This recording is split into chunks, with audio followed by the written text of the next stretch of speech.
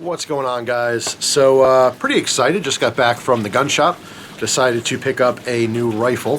Definitely somewhat of an impulse purchase. I was looking at them last night. I was just really thinking about getting one. Talked with Christina, my wife, if you don't know, because we always talk about bigger purchases. We don't just go out and buy stuff and then, figure out how to pay for it later. Personally, totally off topic, but if you're with someone and you live in the same house and you share bills and stuff, you should definitely be on the same page financially.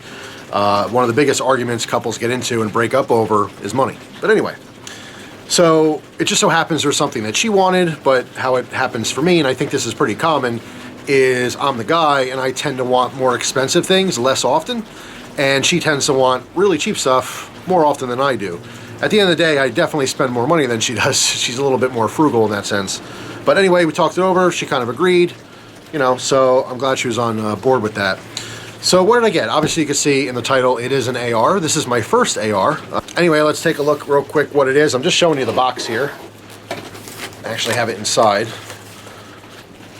So I did pick up a Ruger, and I ended up going with the AR-556. All right, a couple reasons why I picked this rifle. I did some research. I've been thinking about an AR for a long time. What I really wanted and what I'm looking for in this gun is pretty good reliability and just ready to go out of the box. I don't plan on adding a bunch of stuff to this. I don't plan on investing a ton of money into this. The only thing I want to buy are magazines, ammunition, and perhaps down the road I'd like to get a good optic. Just a really, really good optic. I've never had something like that, like an EOTech or Aimpoint or something along those lines. Probably end up getting it used, way down the road. But I just wanted something that was just ready to go. I don't want to accessorize it. A lot of times people put more money into these rifles than the rifles are actually worth by themselves. So that's why I went with this. I was kind of tossed up between, I liked the 5.56, but what I was looking at first was the Smith & Wesson, the Sport 2, which got great reviews, all kinds of stuff, But I just went with this one. They happen to have this in stock. The price was right. So why an AR? Well, I think it should be pretty obvious, but between worldwide events that have been going on, as well as the political climate in America, the next election, I just foresee prices going through the roof, as well as restrictions coming down. So prices up, restrictions down. That means it will only get more expensive and harder to get these as time goes on. That's my personal opinion. Obviously, there's a lot of political scare. Every time there's an election, people go out and they buy a bunch of guns. They're worried. Even if nothing else happens, this is a gun I've always wanted anyway. Not this specific gun, just this type of gun. I just wanted the collection just to have it. Just, I guess, for the diversity. So that's why I did it. It was, like I said, a little bit of an impulse purchase. Just threw it on a credit card. In fact, I'll probably be selling some stuff soon to pay it off. Now, I also want to touch upon, gun content on my channel. Even though I've always been the knife guy, so to speak, you guys know I have dozens of hobbies, and firearms are one of those hobbies. I kind of stopped posting gun-related videos for a while just because the policies changed on YouTube. It got really sketchy. It was very questionable as to what was allowed, what wasn't allowed. There's a lot of fighting going on. And I basically just stepped back from the whole thing. I didn't want to take any chances, Depending on what happens in the future, maybe I'll start posting more gun stuff. I absolutely love firearms. I've gotten more firearms since my last real solid flow of gun content. But like I said, things are just a lot of gray area, and I really am not sure 100% what's allowed, what's not allowed. A lot of it is very subjective. So that's kind of why I backed up from it. I mean, obviously I do knives most of the time anyway. But yeah, I mean, I still carry every single day. I still, recreationally shoot. I still practice occasionally. So I'm not 100% clear as to what I'll do in the future, but if I can get away with it and it's totally okay and allowed, I'll certainly put more gun content in the future on the channel. Obviously, there are dedicated gun channels, and they're still here. They're still posting content, which I watch and enjoy, just like the rest of you. But it's just one of those things. So just kind of took a break for a long time. Not sure when I'll get back in it, hopefully in the future.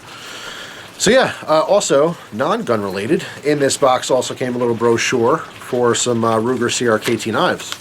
So for the knife people, here's where it's exciting for you. Now I know I've had and tried a lot of these. I like the Ruger line through CRKT. Oh, missing one, didn't unfold it all the way. Now I've seen all these before. I've had a couple of them. I reviewed a few of these. I think they're all really cool. A lot of good value. However, I didn't see these. These are somewhat new to me. All right. So, I mean, they're all pretty neat, but the ones I'm super interested in, I like this one quite a bit. I can't read these backwards, RTD. But anyway, I like this one. I like this one. This one's pretty cool. Okay, okay, okay, okay. Really like that one. And I really like, obviously, the smaller neck knife. This one is the carbine. So, yeah, just some more knives I'm interested in. Felt the need to show that since most of you guys watching are knife people. But anyway, pretty cool. So, yeah, as far as what's the best AR to get, everyone has an opinion. For me, like I said, this is a stock firearm. I'm going to keep it stock. I'm not going to shoot a ton. I'm obviously going to practice with it when I can afford to get ammo. I will certainly put, you know, what I can through it to get kind of familiar with the whole platform, because it's all new to me. But besides that, I mean, heard great reviews on it. You guys, of course, can give me feedback if you happen to have one.